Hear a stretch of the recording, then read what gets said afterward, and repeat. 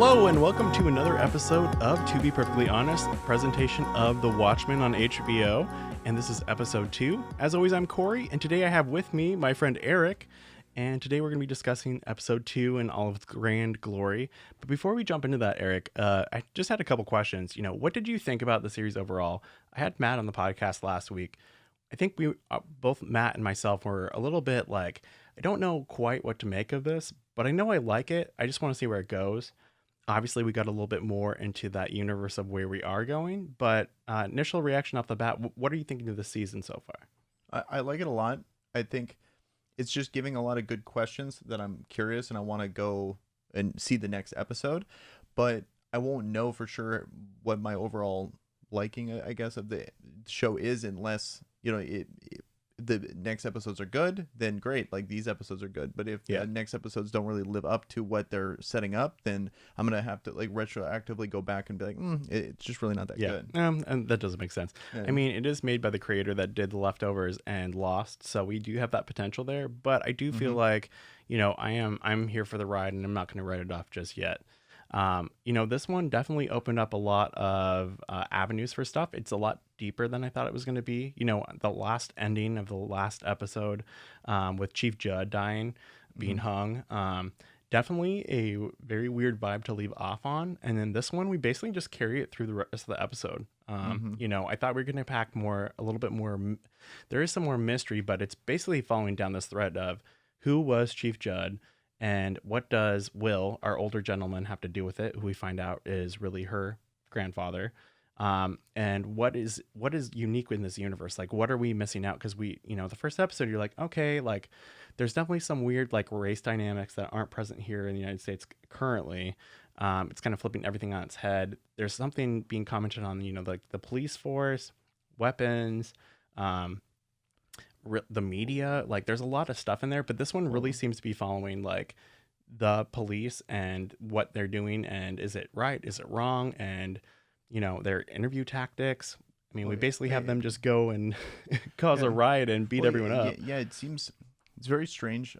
They're taking like real world history events in the past, is all real world history, but then everything changes when the whole Dr. Manhattan situation happened, like in the actual Watchmen universe is like real canon afterwards. And so then now they're kind of guessing on what would happen if that happened in real life, like where that would go. Yeah.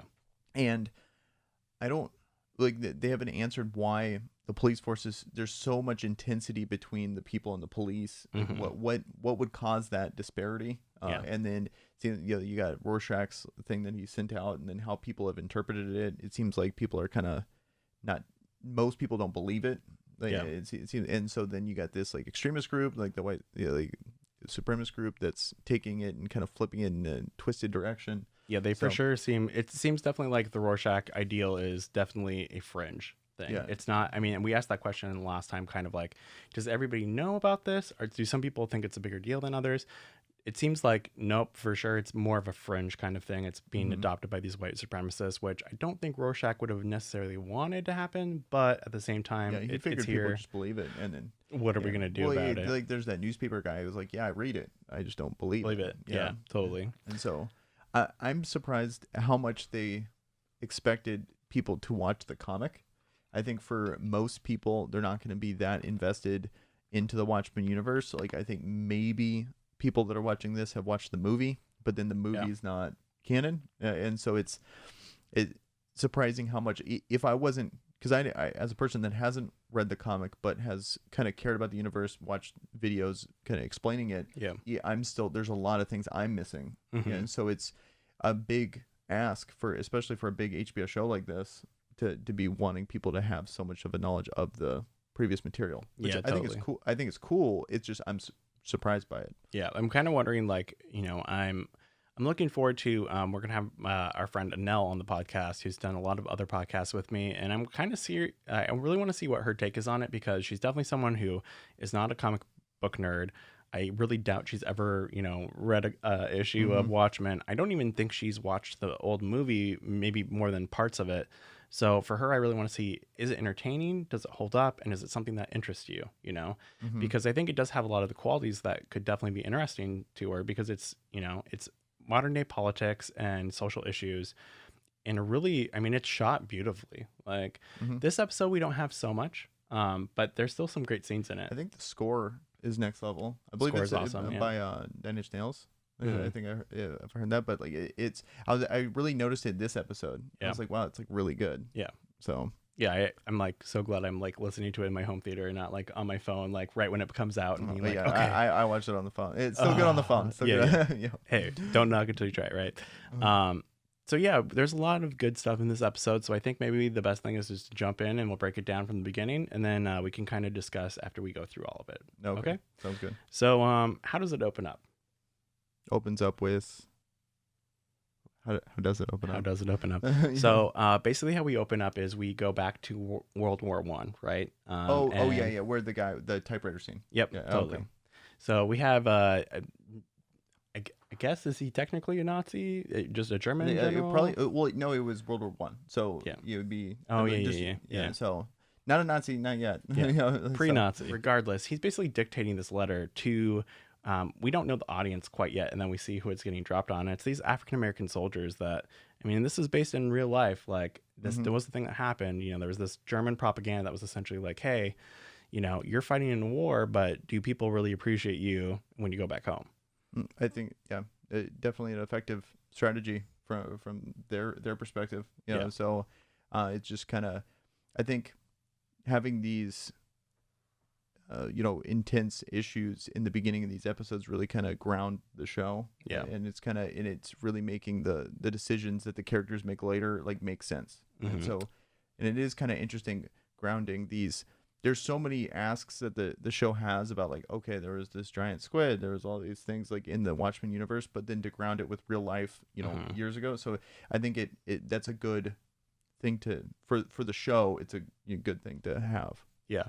I think the other thing too is really that shows like how much history we have to play with, and like I personally, I don't know, like, you know, is this scheme that we're talking about with Will later on, is this something that's been going back since, I mean, I'm going to guess it is, you know, Mhm. since all the way back, you know, in this time where they were dropping down these pamphlets, that guy puts it in his pocket, he takes it home, he ends up making it to Tulsa, everything's getting shut up, he scribbles on, save this boy, gives it to his son, that son is her grandfather, you know, this is really spanning a lot of time. And I think that's what makes it really interesting. It feels more important. It doesn't feel like something that just hatched up, you know, last minute.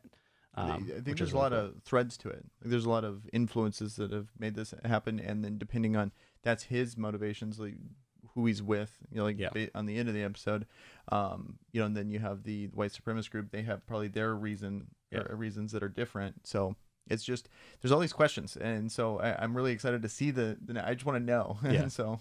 Why can't we binge this? Yeah, right. No, HBO. Yeah, HBO's driving me nuts. Seriously. So I do love it though. It does give me some time too, because I could not imagine binging all of these and then having to dissect everything. Like, yeah, right. I I probably feel like I'd miss a bleed. lot. Oh yeah, totally. Yeah. You have to like think about it. It's like a fine wine.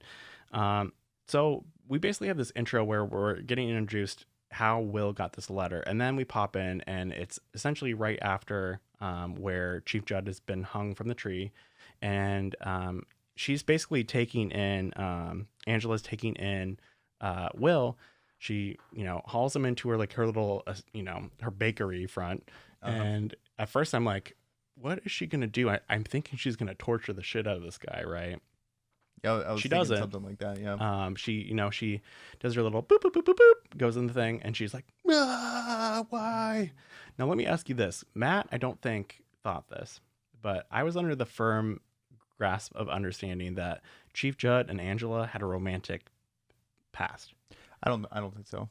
I don't think so now either, but prior to this, I totally thought that. Well, and when I she feel like was that's about a ready to fair- rage, and then when she was hugging him, I totally thought she was gonna be hugging him, but it was her actual husband. Yeah. Right. Oh, yeah.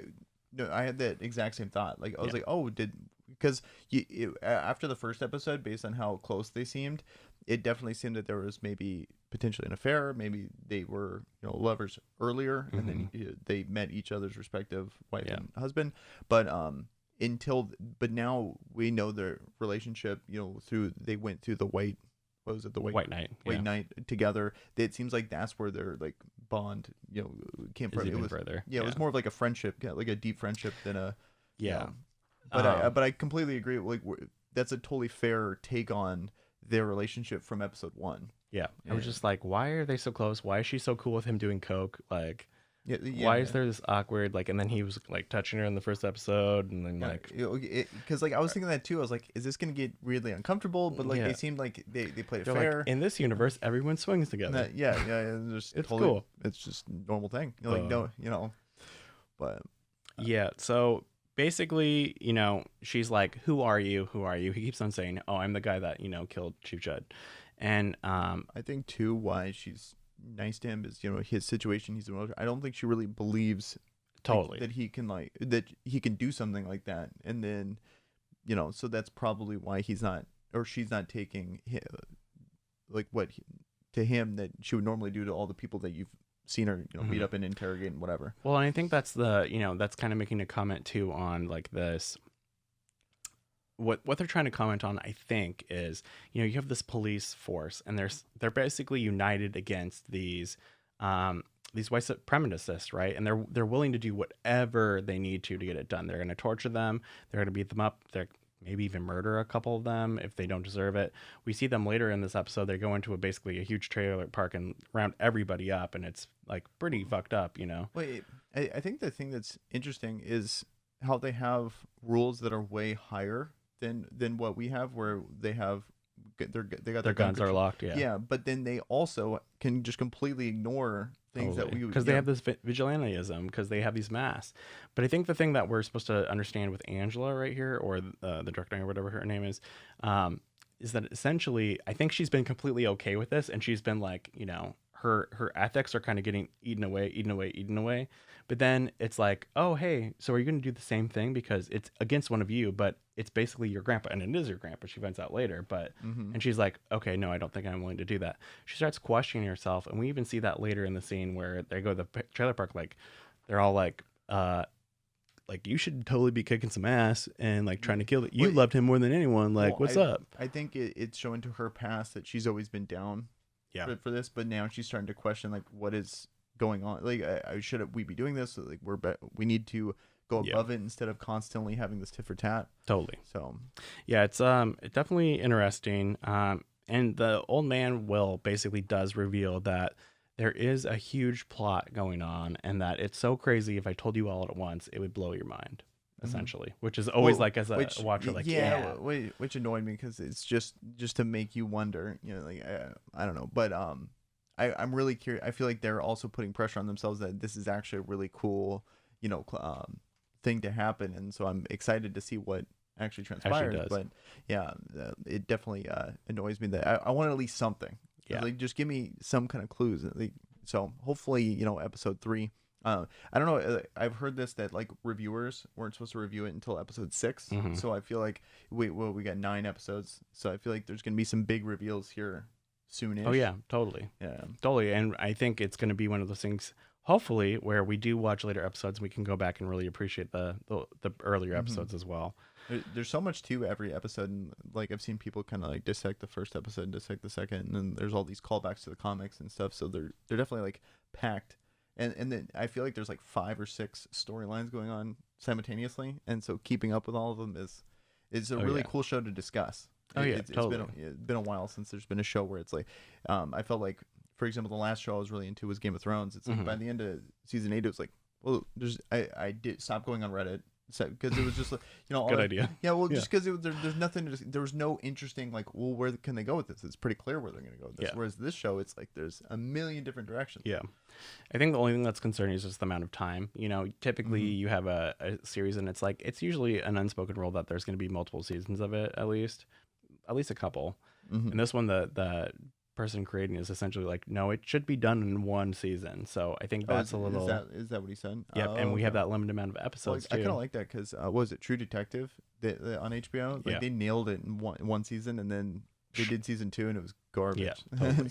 Totally. Yeah, I'm all about like doing this one, doing it well. If they want to do something else with it, go and have a completely different storyline. I think Watchmen's the universe, you can obviously do that, right? And I think they're doing it now. I mean, we're picking just Tulsa. Like, it's just a very small. Maybe they're intentionally keeping it small because it's gonna be Oh yeah, they're like, well, we don't really have to talk about those things over here, but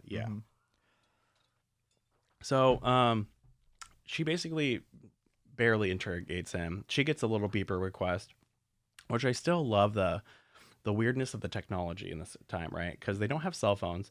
No one really has computers. I think there's no internet. There's But no cell phones. But we have this reparation center where basically it's like, "Oh, scanning your DNA, blah, blah, blah, blah, blah," and the flying owls. Like, Yeah, and there's her wingsuits. her like, pretty much every owl tech existed, so Yeah. she can like super X-ray scan. So I think it's been a fun little mini game just trying to figure out what technology exists and what doesn't. Yeah. So I think it's weird, and Yeah. it definitely adds. It's just another layer to add to how people act around other people. Like, so Totally. So she essentially is like, "Hey, I'm going to steal this cup. I'm going to use it." At this point, I'm like, is she just going to do like a fingerprint thing? Like, yeah, that's what I was thinking. I was thinking fingerprints. Seems yeah. kind of lame. I'm pretty sure he's telling you the truth of who he is, but okay. And she gets a call basically, "Hey, we found Chief Judd's body." Obviously, she already knows that, but she has to go act the part. Yeah. I think another thing that's really interesting is we see she's really good at lying. Like, she's really good at on the phone being like, "Oh God," even though she already knows, she doesn't care. I mean, she does care, but she's like, "Oh, now I have to go back there and put on this face of shock and awe or whatever." So she pulls up in her car, and we kind of see this like side of the police force where you can kind of see why it'd be so awesome to be in, like to be this detective and like roll in this car, like not have to answer to anybody, just push through the fucking crowds.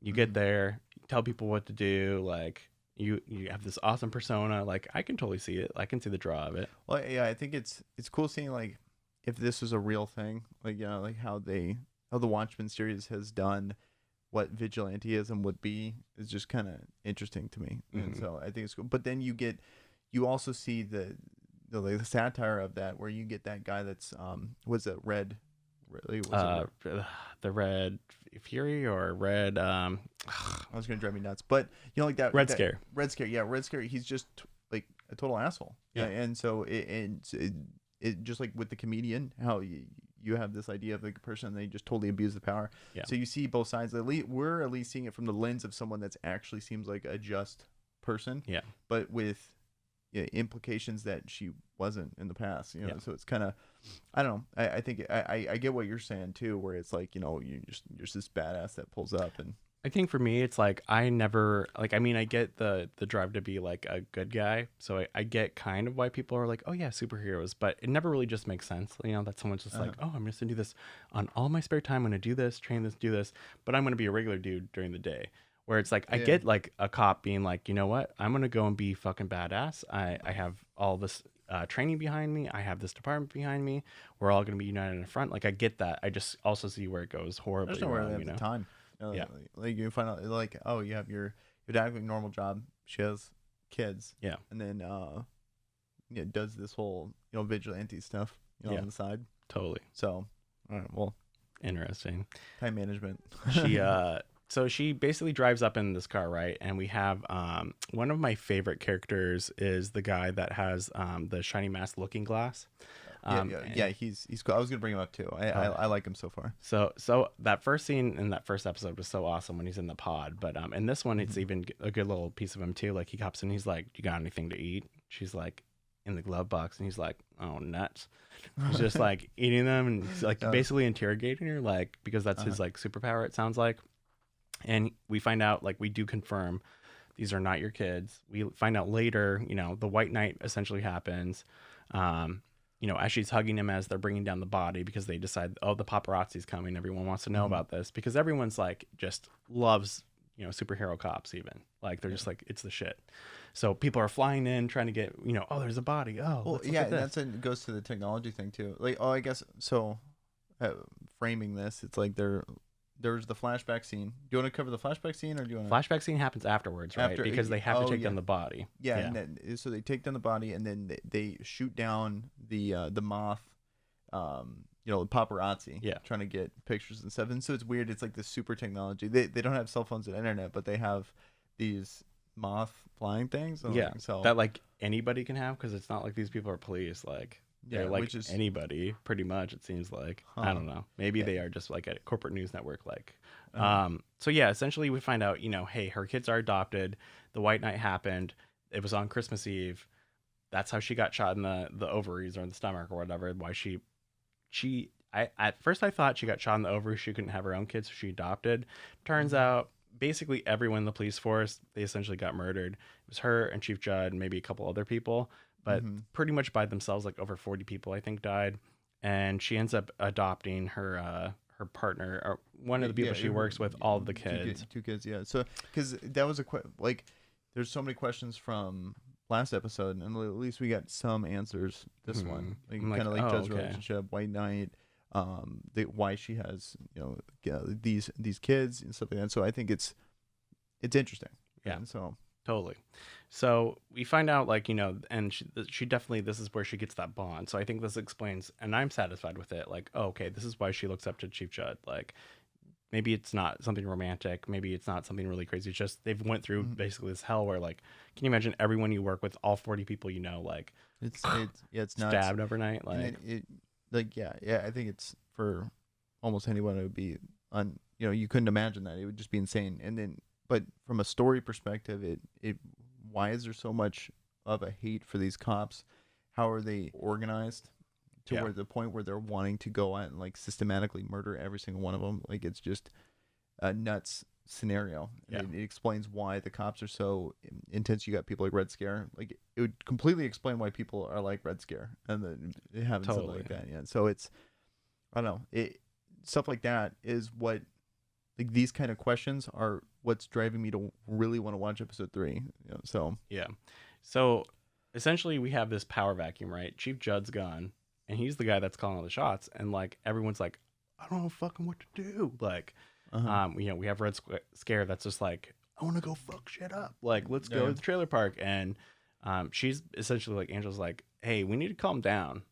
And he's like, seriously? And she's like, no, you're right. Let's go to the trailer park and kill some people. I mean, there's just no way around it. I'm assuming, like, after something like that, the amount of logic, like, Red Scare wasn't going to get convinced with logic. No. It just, I think they just showed a lot about his character, and so he's probably going to come back up in the show, and you're going to kind of get an idea of who he is. But let's blow off the steam, by pounding some people's faces in the ground. So they go to the Nixon trailer park. They essentially are like, okay, you guys are all going to get in the van, and if you don't, like, we're going to tear down this Nixon statue. And then instant mob. Pretty horrible. She does fight one guy, but that's just because essentially he came up on it. Yeah.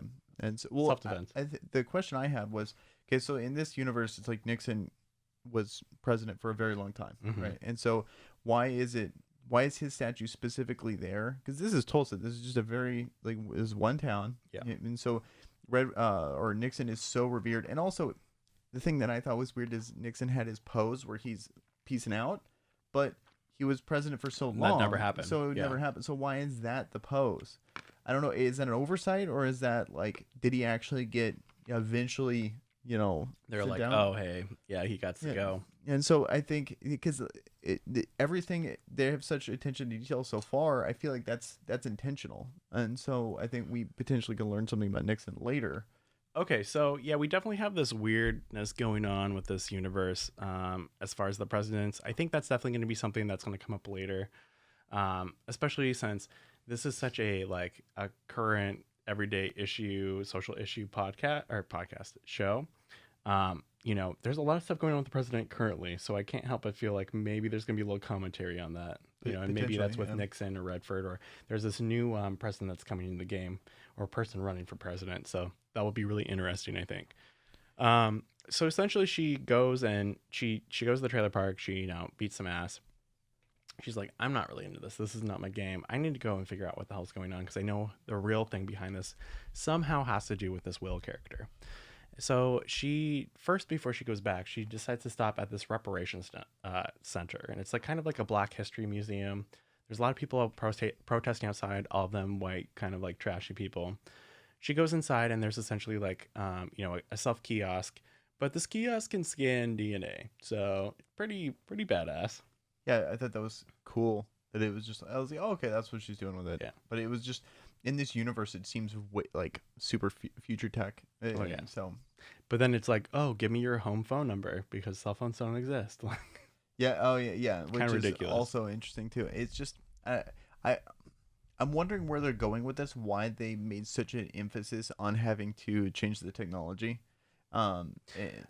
Yeah, I mean, the only thing I can really think about, is, and Matt kind of talked about this with me on the podcast last time, but, the military industrial complex is such a driving factor for a lot of technology. And so was the moon landing. And because the space race probably didn't ever happen because of the events of Watchmen, there's probably a lot of technology that didn't really catch up.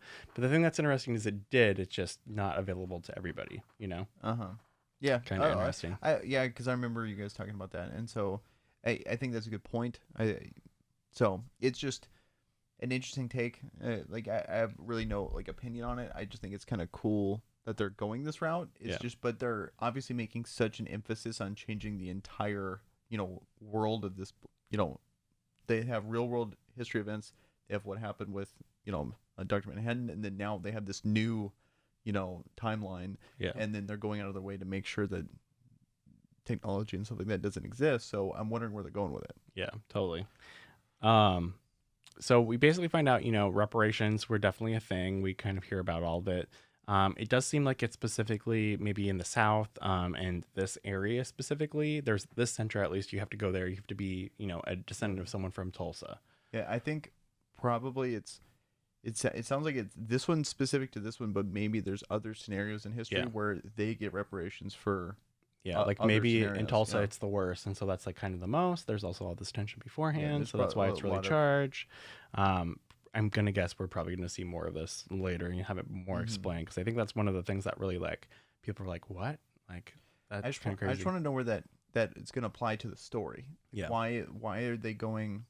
Oh, bringing up this history to apply to this story, because it just seems very. With Watchmen, I wasn't expecting this like very small area having the history, this type of history brought into it. It's just kind of an interesting direction, and so I just want to, I guess we'll see down the line. Yeah. But it is a pretty interesting take on like a Watchmen story. Totally. So she basically, she does go home as well, and she is basically talking to her kids. She goes home, and the kid's biological uncle is on the stoop of their house, and he's like, you gotta give me my rights to see them. And she's like, get the hell out of here. Like, she ends up paying him off, and he's like, use that reparation money.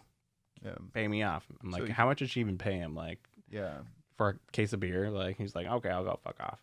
Well, yeah, and I don't know. It seems like shows never really give like full dollar amounts. Yeah. But at the same time, you have I was curious on which kid is his versus the kid that of the people that were in the police force. And so like, did they make that clear? Is that something I was missed? under the impression, and maybe because I just did a quick watch through of it, I was under the impression they were all from that police officer.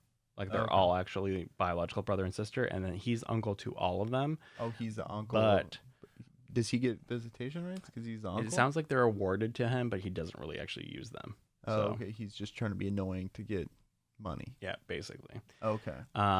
And it sounds like, this is something they've been going on with. Her husband is essentially like, he's been outside all day, I've just been ignoring him.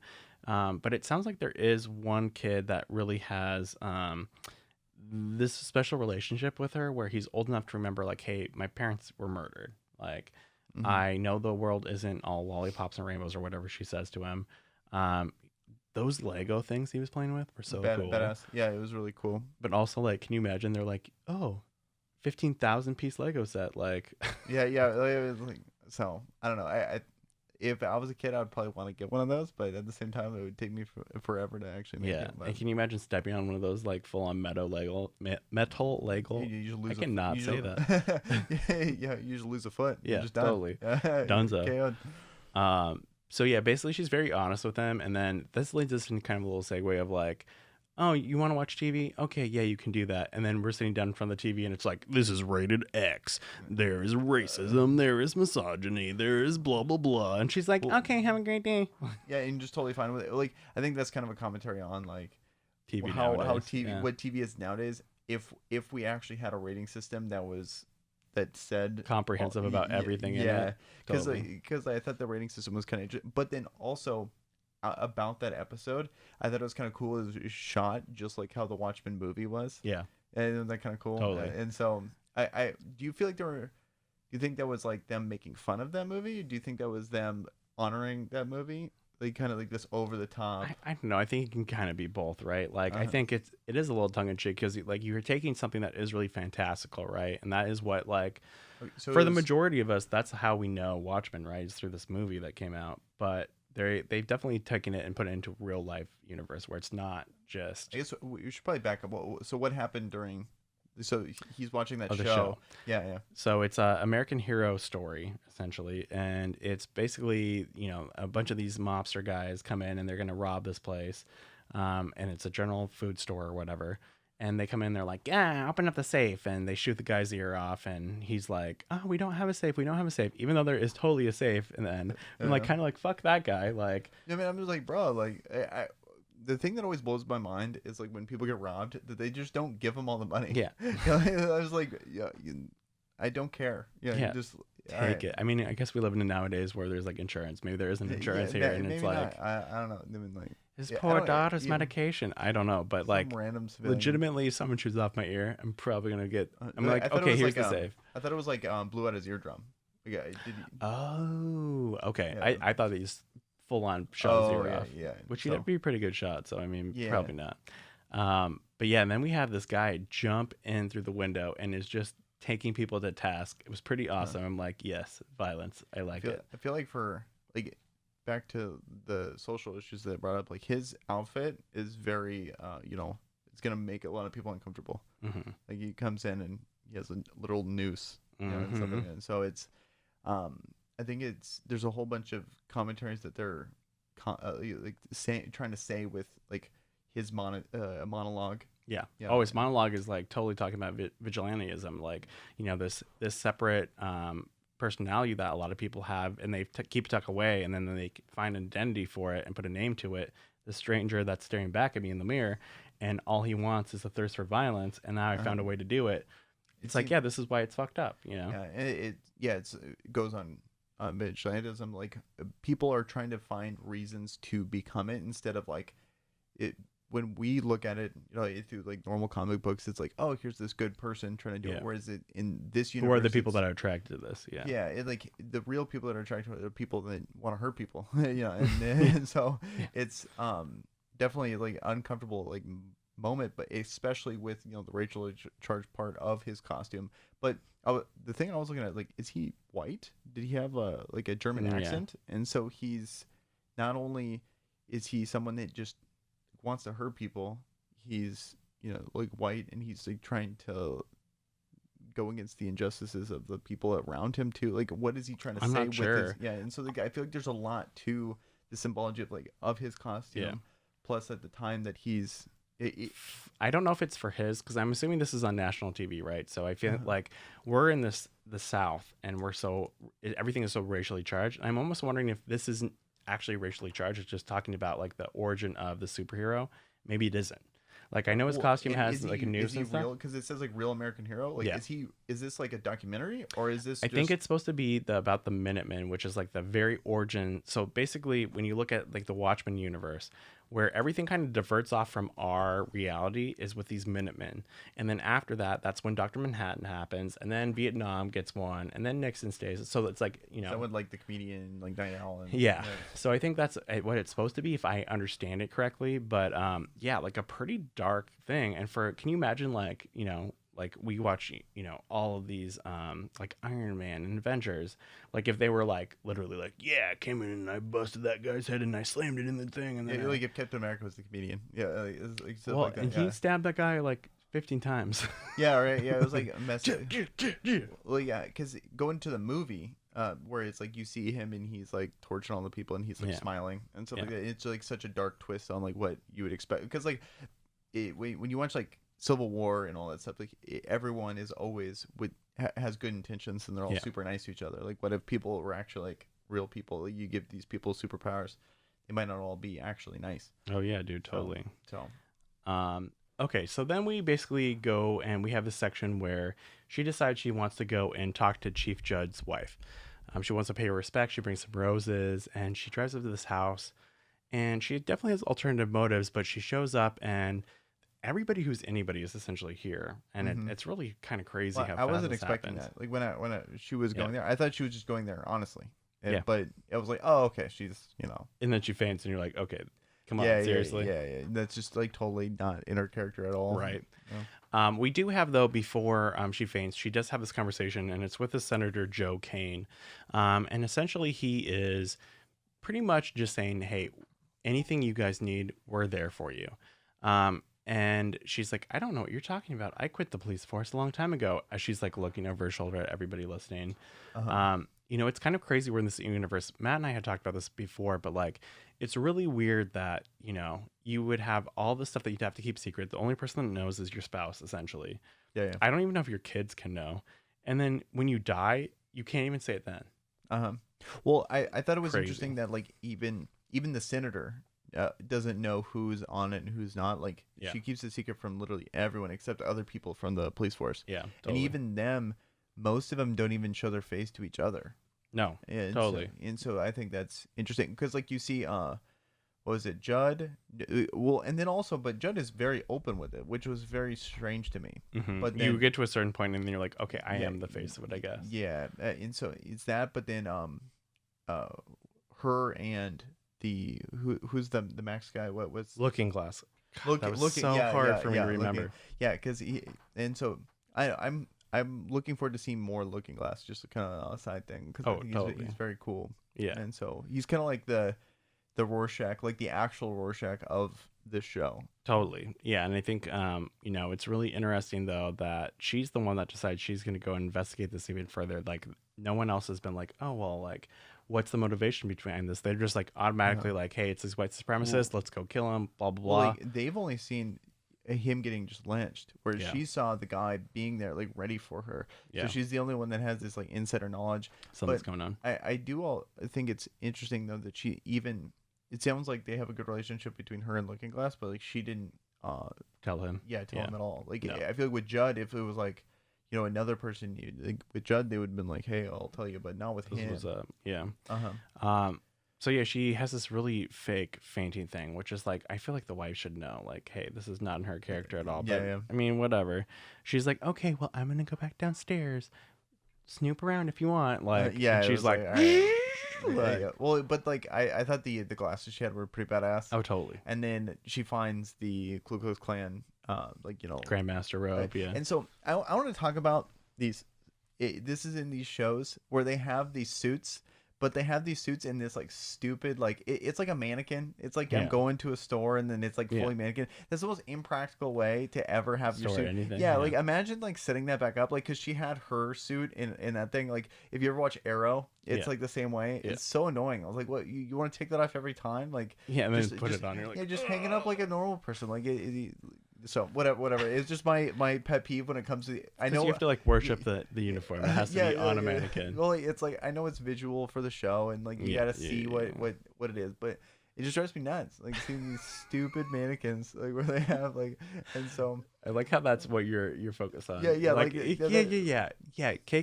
I get it, but why is it on a mannequin? Like why is it like that? I mean, like, hey guys, I mean, like it's the most like, and then, but seriously though, like I think what the show's going is maybe that's his dad's. And like, because it was like, and that's what I kind of got from the first one. Matt and I had talked about it, and I felt like definitely there's something going on, and obviously I think this is it. He was definitely playing both sides of it, and which makes sense of why he's in this situation. But at the same time, she did bring up like, oh, this was planted here. You did say that. Makes me kind of feel like maybe that's a possibility, but I'm strongly leaning toward it's true. Yeah. Like, wait, what's true? That he is a KKK master, or that at least his dad was, Okay, I think definitely his, because I think in the flashback to the Tulsa thing is like his dad is that guy that you kind of get a shot of a guy like one of the people there, and I wouldn't be surprised if it's Judd's like grandfather or something like that. But it just seemed way too blatantly out there. And then that would also imply that his wife is super into it too, because it's just right there. It's like, oh, here, let me. Yeah, she's never like cleaned something. Like, then he just has it there. It's like, hey, honey, it's like right behind my uniform. It's like, like no, not my police uniform, my KKK uniform. Like, and so I just don't. I think it just seems like a. Well, I mean, the other thing too that make us question him, and then he's gonna be cool later. The other thing though is that kind of, if you think about it, like, I mean, she's a detective, right? So she's like kind of on the same level as him. Uh-huh. Like he's definitely a step above, but he lives in a legitimate mansion. Like, so Also true. Yeah, I didn't even think of that. Like that's a really really nice house, and they're yeah, like cool with senators. Yeah, I mean, and so maybe there's something definitely going on like the there. white elite in this house. And it's kind of like, okay, Uh-huh. maybe that's more what to do with what he has ties to. Honestly, I think we'll definitely be uncovering more with this, so more to come on it, but it's definitely interesting. Yeah. And once again, like, we have this subject matter that is not comfortable for a lot of people to talk about. And now we have the KKK involved too. So, Mm-hmm. So I think it's I don't know. I'm undetermined on where to what to think about yeah. her uncovering this. I just think like that guy's so busy already, and then now he has this other job. Yeah. It'd be like he has 3 jobs. Oh, yeah, So, totally. but Totally. So then we go, and we basically have, how, this is what I want to know. How do you say Ozymandias' name? Ozymandias. Okay. I would say I've heard I've so many different things. I all pronounced it differently before. I honestly don't even know what I said last episode, but we're just gonna call him Ozzy for short. But basically, we walk in on, or we come in on Ozzy, and he's riding horseback, and he comes up on this tree, and you're like, man, those apples are so red. And then you're like, oh, they're fucking tomatoes. yeah, he actually has a tomato tree, and I think that's interesting because it's showing that because then now we learn about like his weird because the weirdest scene from Genetic, episode 1 was yeah. so he's messing with genetic stuff Yeah. like so he obviously has the weird genetic manipulation on the tree Yeah. to have the tomatoes because I was like why is he just like biting into it and then throw it like oh it's a tomato yeah okay that's weird and so then maybe he's disappointed in it. I don't know, like that it didn't taste like an actual tomato, or he's like stoked. I don't know. I think he's just like, oh, I tasted it. Nah, I'm wasting it because I'm rich. Yeah, Yeah. something like that. But I don't because it's. I think it was kind of showing that he's trying this in multiple ways. He has the clones that he's been messing with. He has the like this tomato tree that he's been messing with. So there's definitely something he's up to. Because when I watched like last episode, it seemed like. Is he stuck here? Is this like something that like Dr. Manhattan put him in? Mm-hmm. He's like stuck in this like weird area, but it sounds like he's just there's something stuck with him from the last time he encountered Dr. Manhattan. He's like trying to do something. He's like reliving it. Yeah. Yeah. Also really weird. Like, the last episode, I thought it was okay. It's a year, a year anniversary of whatever, however long we are from the New York incident. And so that's why he has this cake. But like, it seems like he has this cake every day, so he's just like, "Oh yeah, okay, I want to be served this," Well, and then they go in. Why was he like? My question was, he was like, it was such an impactful thing, and then the guy was like, "Here's this watch," and it was like this big deal. Then we come back to him again, and he's just an asshole. He's just an asshole. It's just like, all right, let's get on with it. Yeah. Like, so, that was weird. It's like he's trying to perfect like the perfect day or something weird. Yeah, I think. He's trying to like set these conditions to make maybe a new Dr. Manhattan potentially. It's like and because like this one he was like, hey, I want real tears. Yeah. And so he's like burning the fucking clone. So he's maybe he's constantly killing these clones over and over and over again in these scenarios. I mean, it would make sense. Yeah. Yeah. And so then it's like, oh man, this time I need. He made the watch, and this time she's crying for real. And then maybe next time something else. So. I don't know. It's really cool. So and it's so bizarre, like because you're like, who are these people with these black hoods over there? And you're like, oh, did he really hire musicians? Then it turns out they're all clones of the same people, and you're just like, seriously, like this is ridiculous. But yeah, no, like definitely intense. And then we get that, Dr. Manhattan dick. We got the blue dick. There it is. It just check. Yeah, right. I was like, there it is. Okay. And then like burnt body. Also check. Definitely not going to hold back any bars. He just grabs the watch and then and he's like, yeah, he just doesn't care. But I like the callback to the end of the comics where he was like, oh, like nothing never ends. Yeah. Totally. And so I thought that was cool. So he has the weirdest scenes, but I'm the most intrigued by those scenes. Yeah, because like I want to see what he's trying to do because he's obviously very intelligent, very resourceful because he was the one that caused the whole squid thing to happen, and you can argue that he did a good thing there. You can argue that he did Yeah. a really fucked up thing there. So Yeah. it's just kind of What's going to happen next? Yeah. He, in the last one, he definitely had this part where it was like, he's up to something else. But then he's like doing this fucking play. And I'm like, what is he? Are you doing something else? Or are you just like crazy now? Yeah. That is a good, potentially. I think he's really up to something. I think he is too. I just think this was like a little bit of a red herring to be like, no, he's nuts and just does plays with, people with potentially Dr. Manhattan masks on and their blue dicks. He's just so stuck over. He's just a big Dr. Manhattan fanboy. I think he's like, I don't know. I think his character is just he's too, I don't know, smart for that. I don't know how to say it. Like it would. I guess for me it would bum me out. So maybe I just don't want to believe it yet. Yeah. But you have a good point though. It's just interesting. Like I'm like, what is he gonna be doing? Like and like this, like we haven't seen anyone else that's like, yeah, clones are a thing. Like he's able to do that. Like what else can he do? We already know what he could do with squid. Like he has this crazy interdimensional thing. So he can do a lot of cool stuff, and so I'm just curious, like what's the end game here? Like we got and why is he, like you said, why is he so obsessed with Dr. Manhattan? Is this like this? Oh, I've been overshadowed by that. Is that kind of the thing? Is like, hey, maybe it's an ego thing. Yeah, because Dr. Manhattan is just so much more powerful than he can ever hope to be. Yeah, it could be that. I don't, or maybe he's just because it seems like he really. I think the last thing that was said by Dr. Manhattan to him really like struck a chord with him, and then maybe he realized that his grand thing that he didn't change anything because it never ends. Like something's always there's always going to be something else. It could be something like that, and so maybe he's trying to prepare for the next thing. I don't know. I don't know what his motivations are. Because I feel like it really pulled the rug out of Ozzy's whole plan at the end of the comic books to be like, all right. Yeah. Like, I don't know. All right. You could have just went to him in the first place and been like, this is my plan. Oh, yeah. Okay. Yeah. I mean, like, probably, you could have just told or you just fuck everybody. But, I think, he's obviously very confident in his ability. He's going to do what he wants to do, too. So, it's just, I don't know. I think it's cool that there's so much to talk about, like having all these different threads. And it seems like they're competent enough. Like, I believe in the writers and stuff like that to make, like, a really compelling thing. Good thing. So because they just have such a proven track record, so it's cool. I like it. What do you think? I was not expecting that. Like when we flash back to Ozzy, I was like, okay, what weirdness are we gonna have? And then I was like, okay, this is almost like, I don't know if you've ever seen it, but like Eyes Wide Shut level stuff. Like I haven't seen it.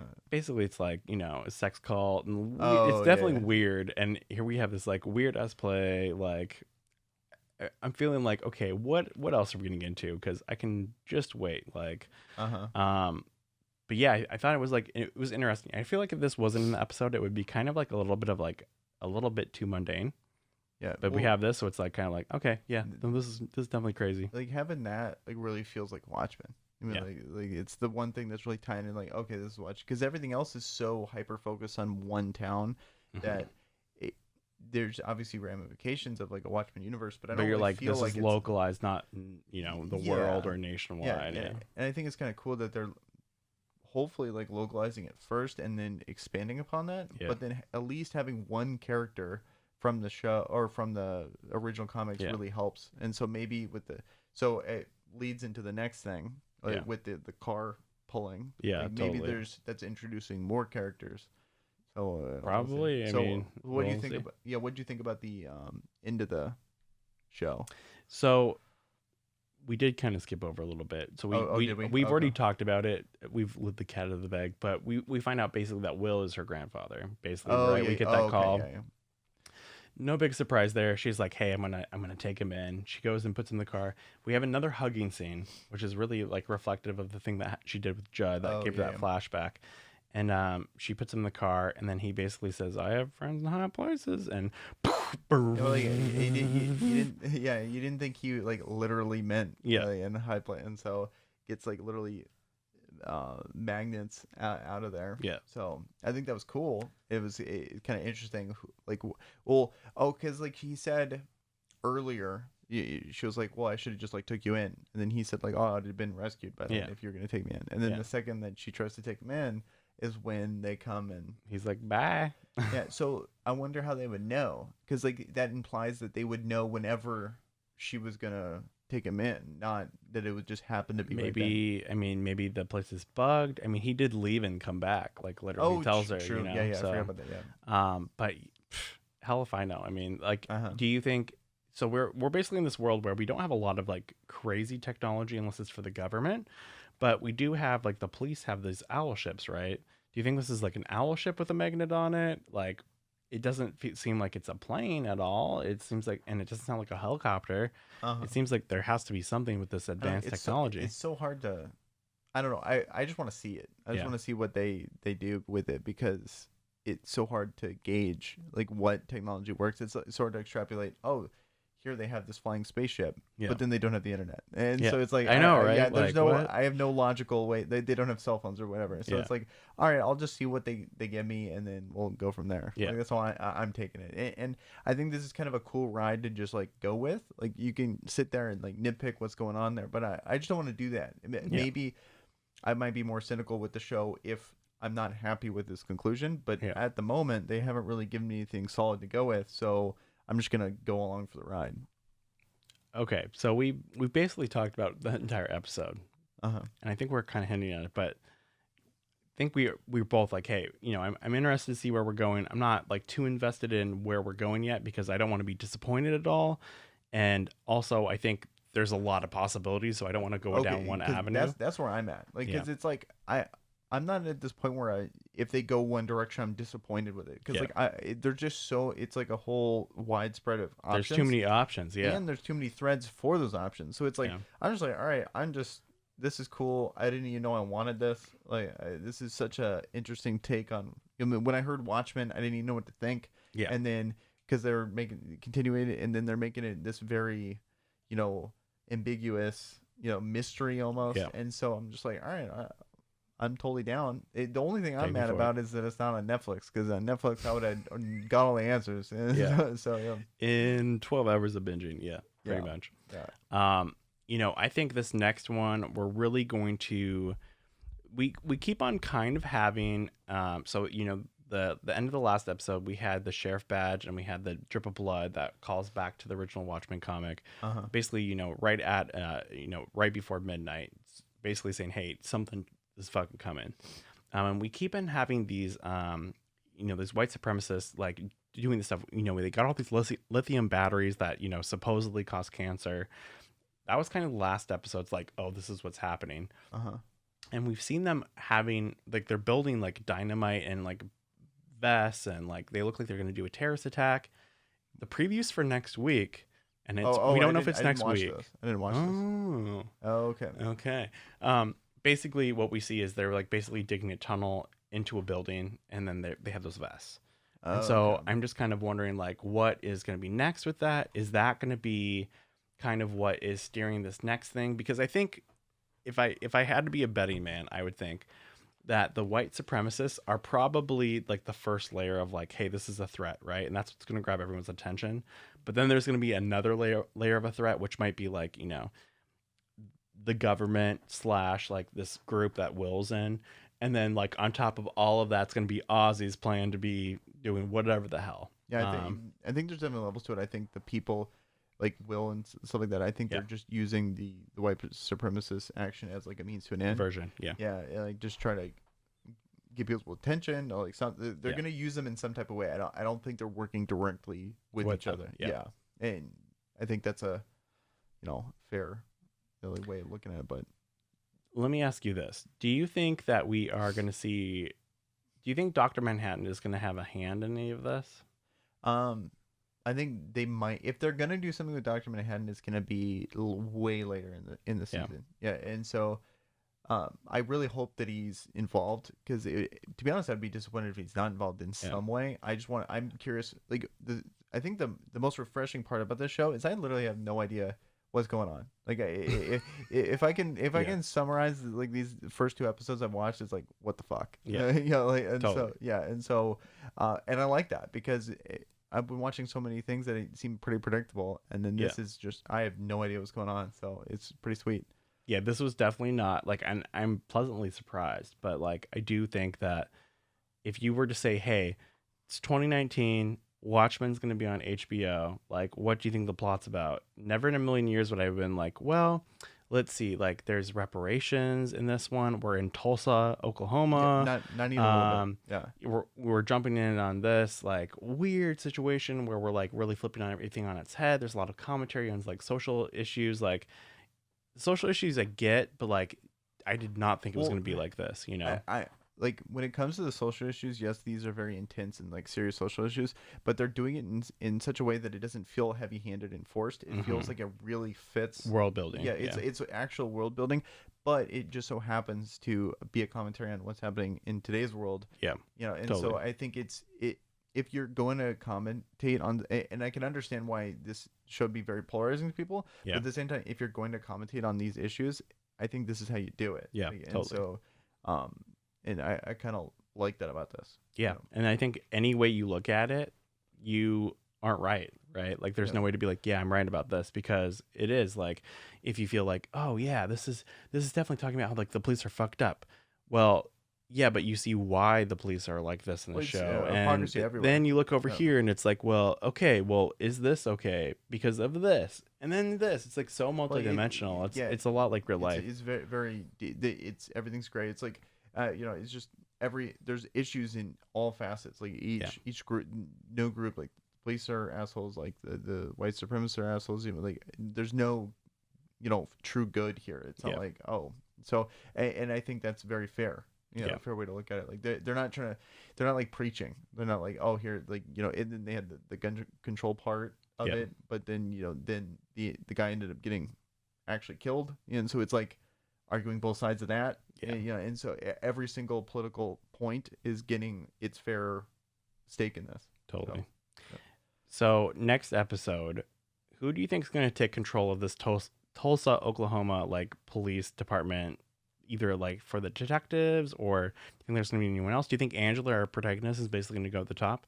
No, I don't think she is. I think she's going to be too level-headed, and they're going to be pissed. And so it's I think someone like Red Scare would be like the guy that takes control to the top of it. So and so then now she's going to have to navigate the cop world, being they're going to be doing like pretty extreme stuff, and then you got the actual white supremacists doing their extreme things, and it's going to be I think it's going to create a lot of drama, but I would be shocked if she takes over, and then it's like actual like someone with a clear head, given the circumstance. So I just don't see that happening. If I had to put money on it, I'm thinking Looking Glass is going to take over. He seems to be he has a good mix of like being calm and collected, but also he's not too affected by this. I think he should take over, but is he going to? No, it's going to be Panda. Well, I think the Panda is very interesting because he's so intense on law, and then his costume is actually black and white. Yeah, and I thought that was a cool take on like. It's also very dirty. Yeah, it was a very dirty black and white, but But I just thought it was cool that it was like, hey, like regardless of what happened, like everyone there had a whenever you see like cops, like someone killed a cop, like they're all out for blood. They're like, we gotta go Phil Threatened, and then unlock the weapons. But then it is weird that they also, with that level of intensity, they're still okay with waiting for his approval. Like they're so it's like these weird scenarios of. I can see that. They have I don't know, the whole cop situation is so strange to me, because it's like they're okay with having this gun control, but then they're also okay with doing all these things that in today's world are just completely illegal, like super illegal. Oh yeah, totally.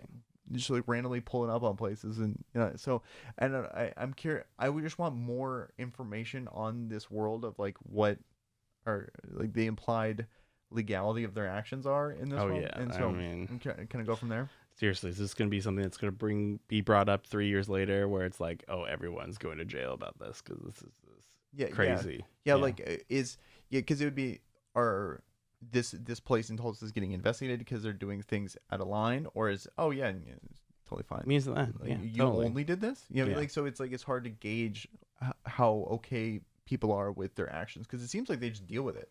The people around there, like no one's saying like this is illegal, where are my rights? Like they're all just having to deal with it. Yeah, pretty much. Yeah, man, I don't know. I think I'm most excited to see how this Ozymandias thing evolves. Because it's just crazy. I mean, I'm legitimately super crazy. He's whenever I see him on screen, it's like, especially after this one, I'm like, all right, cool. We got something. What are we doing? Yeah. What kind of crazy shit are we looking into? Thank you guys so much for listening.